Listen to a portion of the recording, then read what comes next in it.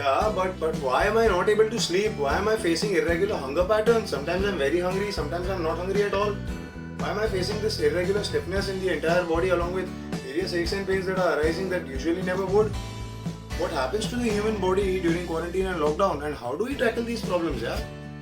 This is exactly what we're going to discuss with physiotherapist Abhishek Mangera in episode 2 of Let's Talk This Out with Mohammed Umar. He is a physiotherapist who believes in the process of teaching self-reliance to his patients without using any of the tools. Now, he has also helped a lot of corporates with CSR activities, workstation assessments, as well as ergonomic guidance. Hey Umar and everyone out there. Thank you so much for inviting me for this conversation. I'm really happy, humbled and grateful that you chose me for this. I hope to do justice to whatever questions you throw at me. Hey Doc, glad to have you here with us. Thank you so much for joining in. So from a physiotherapist's perspective, give us a short brief of what is going on, what's happening due to this quarantine and lockdown situation. Due to this unprecedented quarantine that hopefully is the last time that we will be exposed to in our lifetime,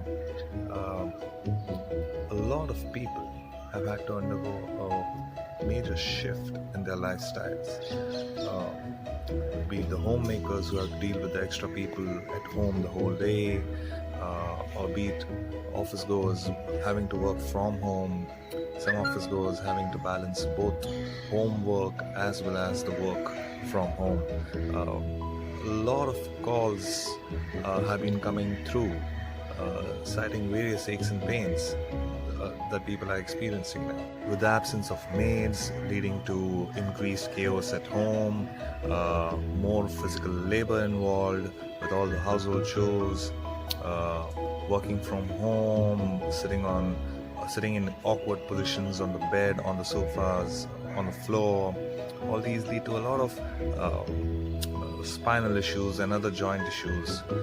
People are not moving, they are sitting and binge watching series after series or movies, sometimes quite often late at night, lack of sleep, lack of proper nutrition, eating junk food while staying at home, not hydrating enough because you're at home the whole day.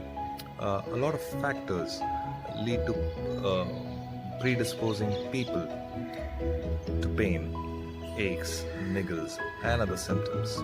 Right. So doctor, what are the simple and easy things that people can do at home to avoid these aches and pains from coming on? One of the best and the easiest ways to prevent pains and aches and niggles from creeping up onto you in this quarantine-induced change of lifestyle is to keep moving. If you've been seated for a longer time, be it for binge watching or be it for any kind of work that you're doing, every couple of minutes, every half an hour, see to it that you get up and you move around, take a round around the house and come back and have a seat. Now, if you've been standing in the kitchen for a long time, see to it that you have a seat again. So if you're seated for a long time, move. If you're standing for a long time, have a seat.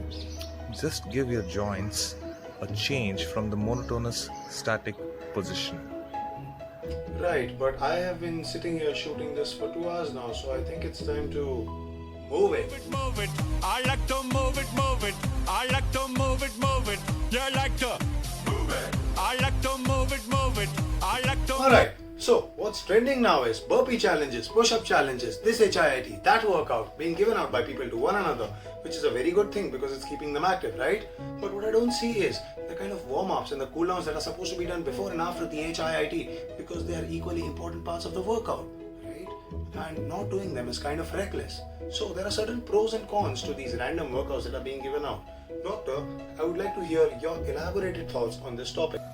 The latest fad or trend that has begun is people posting online all of their HIITs, fitness workouts and challenges which they are performing at home, which is a good thing in a way because it's getting more and more people to utilize their time at home in a better way. We have couples doing their workouts, we have father-son, father-daughter, mother-daughter, mother-son, and the entire family getting along and doing these workouts which they would normally not have, they would have shied away from. So in a way it's good. That's the positive aspect. The negative aspect is that people may just post online. People may tend to get over enthusiastic. They may tend to get a bit reckless, careless. If you don't understand the form right, if you're not done with your right warm-ups, if you push yourself too hard, there's a chance of you lining up with a sprain or a strain. So I highly recommend that you start off cautiously, even if you think that you have done this exercise way back in the past, a couple of years back you used to be pro at it. That's absolutely fine. But right now, if you are not used to a particular exercise, or if a particular exercise is a bit more challenging for you, give it only your 50%. See to it that you get the form right. Proceed with a smooth transition from the start till the finish. Jerky movements will lead to pain. It's always better to proceed slowly rather than trying to achieve the end range at one go. So, gradually increase from 50 to 75% and then give your 100% to that, and you should be safe. Just a word of advice: don't need to perform all the challenges which are thrown at you. Don't risk injury, because in this quarantine period it will be difficult to find doctors to help you out with, and telecalling is a bit difficult for all of us to do justice to. Right, thank you so much for sharing your thoughts on that, doctor. You also said that you had a couple of questions for me. If a client of yours exhibits any kind of symptoms or signs of aches and pains and niggles while performing any exercise routine, how would you handle that particular situation? Very good question, doctor. So, what I would do is I would ask them to rate the pain on a scale of 1 to 10, 1 being minimal and negligible, and 10 being unbearable. And if the pain is anywhere close to unbearable, then we stop the exercise immediately.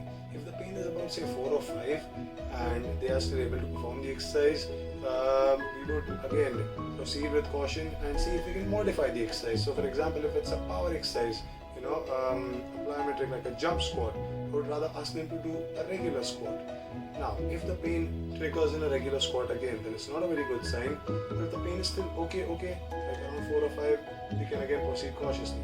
But if the pain keeps increasing, if it goes from 4 to 5, 5 to 6, as he or she, the client, does the exercise, then yes, then you should stop the exercise because it's a fair sign. Also, if a client complains of soreness, which is lasting for more than 4 days, coming from one particular workout, then it's a fair sign that it could very well be an injury, be it a minor injury.